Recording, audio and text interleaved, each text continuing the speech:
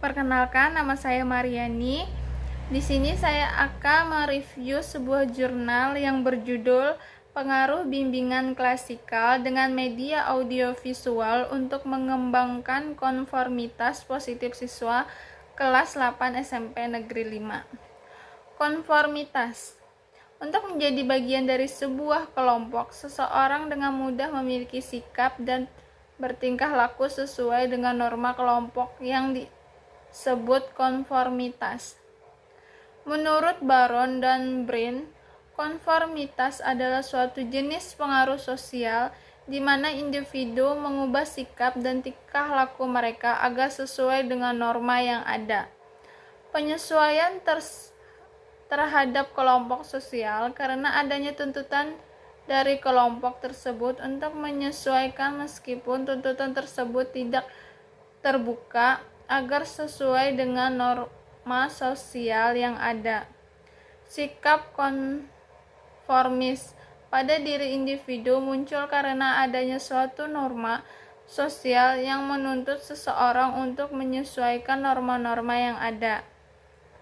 Konformitas adalah penyesuaian atau perubahan tingkah laku individu dalam sebuah kelompok karena adanya tuntutan ataupun tekanan sebagai tuntutan kelompok yang bertujuan agar individu tersebut dapat diterima dalam kelompok tersebut. Bimbingan klasikal dengan media audiovisual. Disimpulkan bahwa bimbingan klasikal dengan media audiovisual merupakan suatu kegiatan pengajaran bagi siswa dalam jumlah yang cukup besar yang disajikan secara sistematis yang diberikan kepada siswa menggunakan media untuk membantu pemenuhan kebutuhan dalam penyelesaian permasalahan menggunakan pendengaran dan penglihatan dalam proses kegiatan dengan seperangkat alat untuk menyampaikan materi dengan menggunakan alat yang dapat memproyeksikan gambar bergerak dan bersuara seperti film dan video.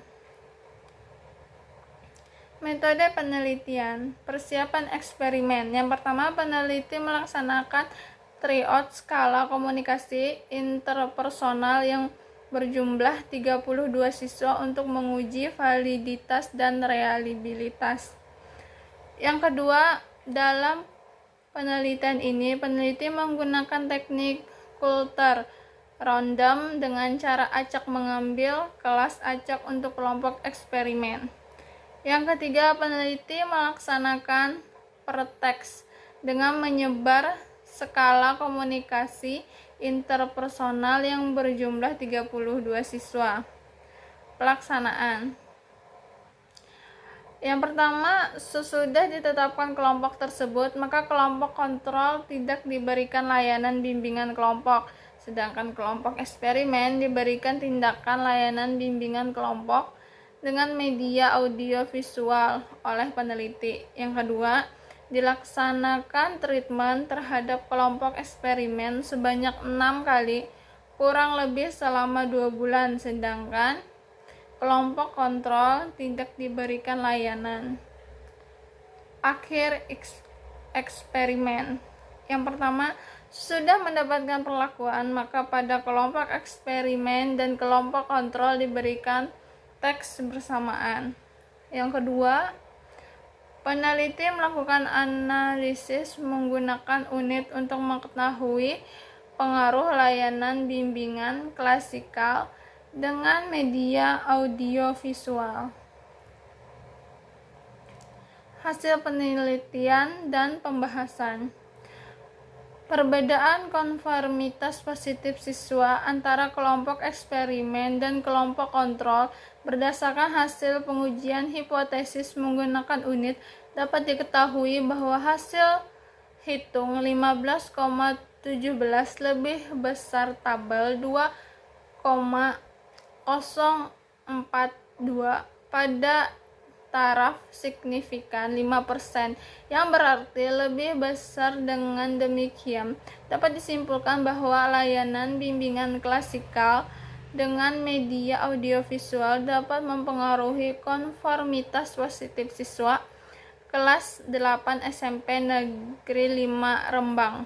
Sehingga hipotesis yang berbunyi pengaruh bimbingan klasikal dengan media audiovisual untuk mengembangkan konformitas positif siswa kelas 8 SMP Negeri 5 Rembang dapat diterima.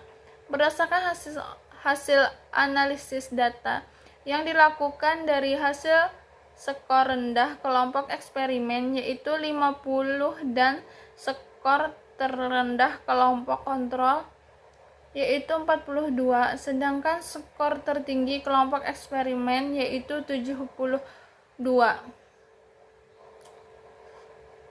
dan skor tertinggi kelompok kontrol yaitu 57. Rata-rata hasil pretest diperoleh 62,1 untuk skor tertinggi kelompok kontrol.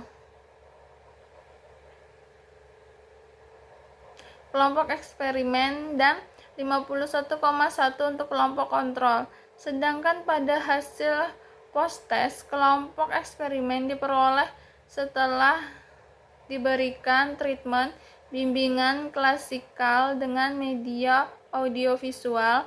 Pada kelompok eksperimen terjadi peningkatan skor dibandingkan dengan kelompok kontrol yang tidak diberikan bimbingan klasikal media audiovisual. Rata-rata skor kelompok eksperimen adalah 62,1% pada kategori tertinggi. Rata-rata hasil post-test konformitas positif siswa menunjukkan meningkatkan dibandingkan dari rata-rata hasil pretest pada skala konformitas positif.